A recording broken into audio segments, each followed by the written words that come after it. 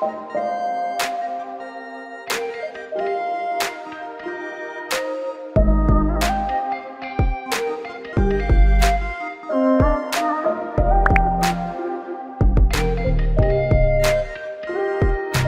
guys! Are you guys interested in buying yourself some artsy merch? If you go click the link in the description box now, you will be able to get some awesome discounts from 15% up to 50% off. They offer you free shipping as well. So, what are you waiting for? Link in the description. Why don't you say so? They watching my moves, yeah, do my dance. I'm a skinny little bitch, still shaking ass. And ain't shit free, niggas show me cash. Fuck a broke boy, I been had a bag. I come in first place, I never been last. A bitch act stupid, bitch get trashed.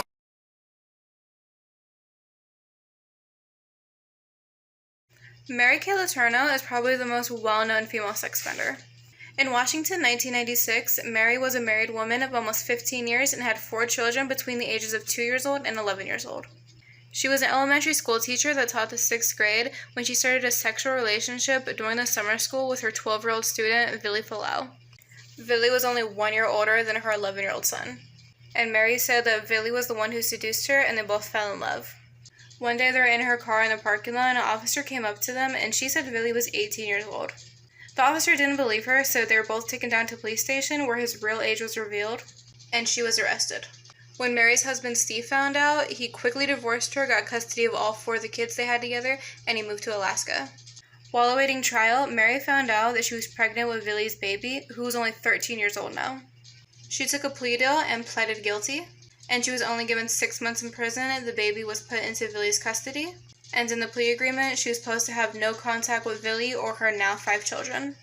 But in 1998, 2 weeks after being released, her and Villy were found in a parking lot. An officer came up to the car. He said the windows looked steamy.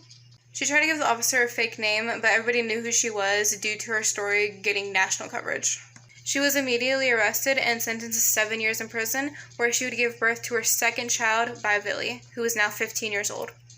Mary was released from prison in 2004, and in 2005, when Villy was 21 years old, they got married.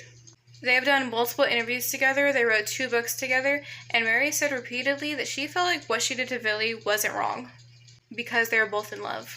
In 2019, they had divorced, and Villy said that his relationship with Mary was wrong and he is ready to start a healthy relationship. Their 2 daughters are now in their early 20s, and Villy is 38 years old. And last year, at 58 years old, Mary had died of cancer and left her whole estate to Villy. Today we are discussing a weird case that took place in Czechoslovakia.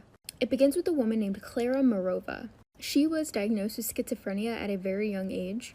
Her and her sister Katerina would often tell people that they were on a mission from God.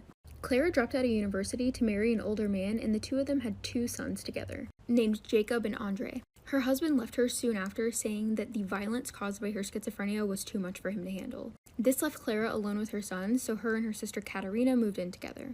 Before she dropped out of university, though, she met a woman named Barbara.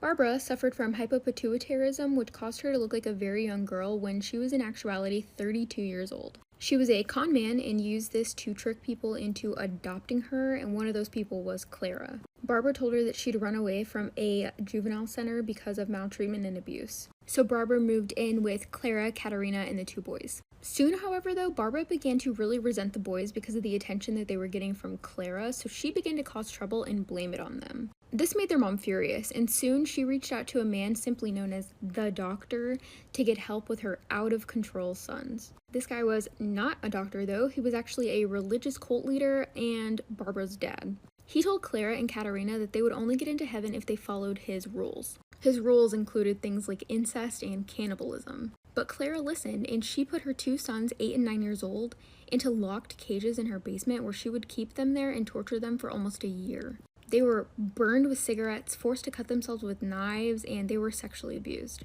They lived in the cages in their own feces and urine, only occasionally getting baths with freezing cold water in buckets. The worst part is, in my opinion, Klara decided to take the cannibalism part pretty seriously. She cut pieces of skin from her sons, and her and the other 2 women and 2 other relatives all consumed it. She was also forcing her sons to consume their own flesh. In May of 2007, a neighbor of Clara was hooking up a baby monitor so they could monitor their own newborn when something happened and the channels got crossed. So the neighbor had a view into the basement and could see the abuse of the boys. Of course, the neighbor immediately called the authorities, who came, freed the boys, and a 12-year-old girl named Annika who was in the basement with them. Carla and Katerina were immediately arrested. As you may have guessed, 12-year-old Annika was actually now 34-year-old Barbara. She escaped from the children's home that her and the boys were sent to and then fled to Norway, where she was pretending to be a 13-year-old boy. She was returned to the Czech Republic, and then the three women stood trial. The women all turned on each other during trial and blamed the other two. Clara was sentenced to 9 years in jail, Katerina was sentenced to 10, and Barbara was sentenced to 5. All three of them have since been paroled. In over a dozen cases that have been ruled as suspicious drownings, a smiley face has been found near the body. The smiley face killer has been somewhat of a theory for a while, from 1997 all the way up to 2017. 45 bodies of college-age males have been found in 11 states, all in bodies of water. And many of these cases are strikingly similar. While police have just ruled this off as an accidental drowning, New York City detectives Kevin Gannon and Anthony Duarte, both extremely credible sources with about 40 years of combined experience, have been working hard to solve these cases. They believe for many reasons that police have ignored obvious signs that we have a serial killer or a group of serial killers on our hands, and that they could be potentially responsible for up to 335 cases. All of the victims have been male, college-age, athletic, popular, and high on academic achievements. They suspect that these murders may be out of jealousy. Almost all of the bodies found show signs of dying on land and come back positive for a roofie drug. So why were these ruled as an accident? Let's look at the cases.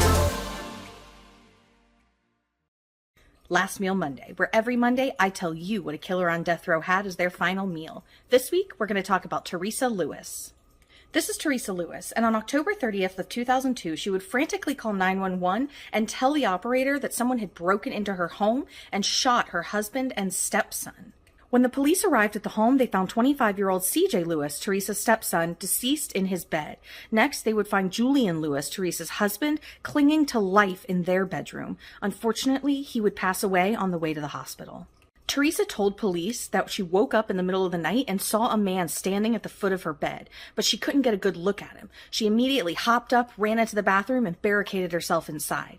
Then she said she heard gunshots. She said she hid in the bathroom until she believed the coast was clear and then called 911. Police didn't really believe Teresa right away. They thought she was acting a little bit suspicious, especially when a few days later she forged a check and tried to cash it at her husband's bank for $50,000. So the police would call Teresa in to question her. During the questioning, Teresa would admit that she was having an affair with this man right here, 21-year-old Matt Schallenberger. She had met him at a local grocery store and they had just begun seeing each other. She told police that Matt told her that he was going to kill her husband, and she just didn't do anything about it. The police, of course, went out to speak with Matt, and upon searching his room, they would find 2 shotguns and a pair of yellow gloves. The murder weapon just happened to be a shotgun. They immediately arrested Matt, but he decided not to talk to police, so they turned back to Teresa, and that's when she dropped the bombshell that there was a second shooter. This is Rodney Fuller, and at the time of the shooting, he was only 19 years old, and he had been recruited by his friend Matt. Rodney fully cooperated with police and let them know that Teresa had planned the entire thing. She paid them $1,200 to buy the guns and the ammunition, and promised them a cut of her stepson's life insurance money. All 3 were convicted of murder, but a judge said that since Teresa was the head of the serpent, she was the only one actually convicted to death. Rodney and Matt were both convicted to life in prison. On September 23rd of 2010, Teresa would be put to death by lethal injection. For her final meal, she would have 2 fried chicken breasts, sweet peas with butter, a Dr. Pepper, and an apple pie. And that brings us to the end of... Let's talk about a mother who chose her sex life over her kids. Her name is Louise Parton, and she worked as a sex worker and a part-time model. She was a single mother who had 2 baby girls, Scarlett, who was 17 months, and Lexi, who was 3 years old. On January 2nd of 2018, Louise called the ambulance and said that her daughter Lexi was having a seizure. A few minutes go by and she calls back and she tells the ambulance that there's no need because their grandfather is there and that's what's going to take Lexi to the hospital. She was completely unconcerned and unbothered. While at the hospital, she was texting a man about how much it would cost to have sex with her and whether he would have to pay cash or card. The next morning, Lexi was discharged, and a few days later, her mother was on the internet searching up how seizures happen in kids and what causes them to die. She was done with her little research. She called 911 again and said that her daughter Lexi wasn't breathing and she was laying on her back. Paramedics rushed to the scene and they're taking Lexi to the hospital. Her mother is already on the phone explaining to her friend that she doesn't even know how her baby girl is still alive because she was not breathing for 20 minutes. When they get to the hospital, her mother is on the phone telling a local photographer that it will be $300 and he could do whatever he wants with her. Not concerned at all that her daughter literally almost just died. They go home, and again, the mother is on the web searching weird topics like how long does it take for a body to go cold, how long does it take for a kid to drown, how do kids' bodies react when they catch the flu, and weird things that happen when you die. She also searched, can you actually die if you have a blocked nose and you cover your mouth with tape? A few days go by and she calls 911 again, saying that her daughter is dead in her bed. When paramedics arrived, they said that Lexi's body was cold to the touch.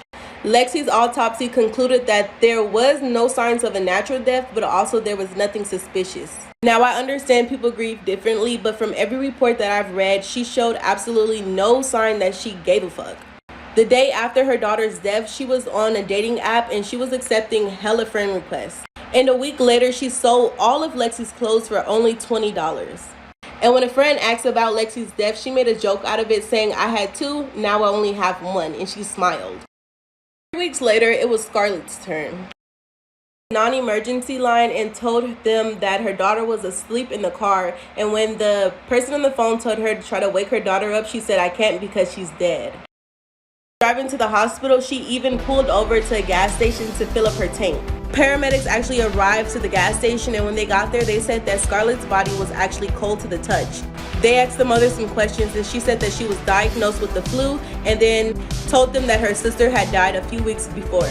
Paramedics said that her tone was so cold and uncaring. She received life with a minimum of 33 years. Her mother, which would be the kid's grandmother, was found dead on the 2nd anniversary of their death.